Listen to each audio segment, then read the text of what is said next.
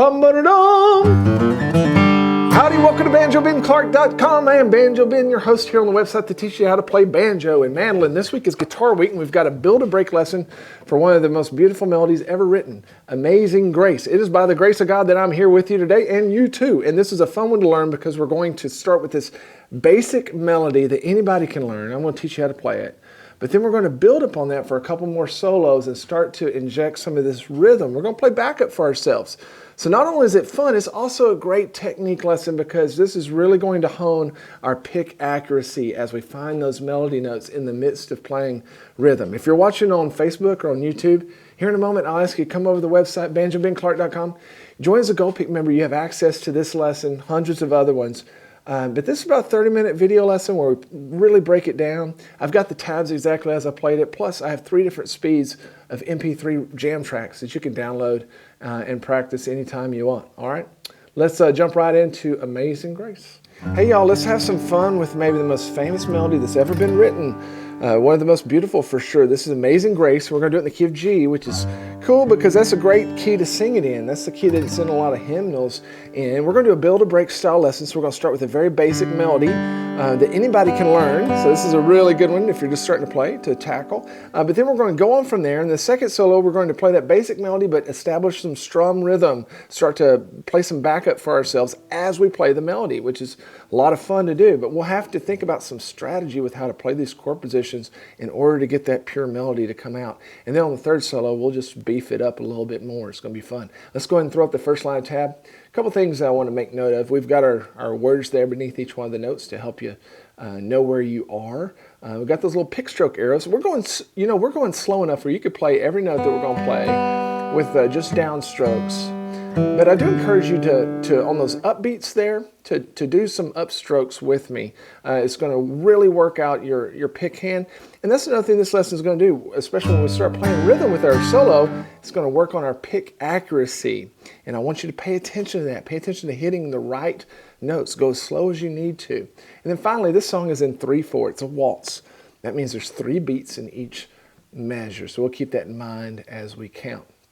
Now, let's learn this basic melody. It's going to come in on the 3rd beat of that first measure, you see, which is actually labeled measure number 2. So we're going to come in on the D string. And that's not the D string. We're going to play the D string right there. All right, pick accuracy now. We need to pay attention to that. All right, so we're going to play Maze. When we go to that measure 3, it's labeled measure 3. When we get to Maze, that's a half note. It's going to get 2 beats. We know it's a half note because the stem doesn't come all the way up to it. And it's that's the way my tab is notated. So it gets 2 beats. 1, 2. And then on the 3rd beat of that measure 3, we've got 2 eighth notes that will take up that 3rd beat. We're going to jump up to the B string and then back down to the G string. So let's just play that. Amazing. 1, 2. Amazing. Pretty simple. We haven't fretted any notes yet. We're going to land there, measure 4 on Grace on that B string. 1, 2. Then the 3rd beat of that measure, we're going to come back down to the 2nd fret of the G string. And I want you to play that with your middle finger. It's an A note, okay? So 1, 2, 3, and then the last measure of this line, 1, 2, 2 beats on the open G string, then come down to the 2nd fret beneath that, which is an E note. Okay, let me play the first line for you. Later on in this lesson here on the website, we're going to do it much slower than this, but this is just to put it in context. Try to play along with me if you can. If not, we'll do it slower later. 1, 2, 3, 1, 2, 3, 1, 2, 3, 1, 2, 3. We get to measure 6. We're going to keep this rhythm going, this kind of swing rhythm where a lot of the movement happens on the 3rd beats, right? So we land there on that D string, sound, again for 2 beats, that happens on the 3rd beat. We go to measure 7, 1, 2, we have a little bit of repeating here. We've already seen this. 1, 2, 3, 1, 2, 3. But here on like, we're going to play that with our middle finger, and I want you to leave it down as we go into that measure 9 and play that 3rd fret up here on your 2nd string with your ring finger. Okay? We're going to hold that out for a full 3 beats.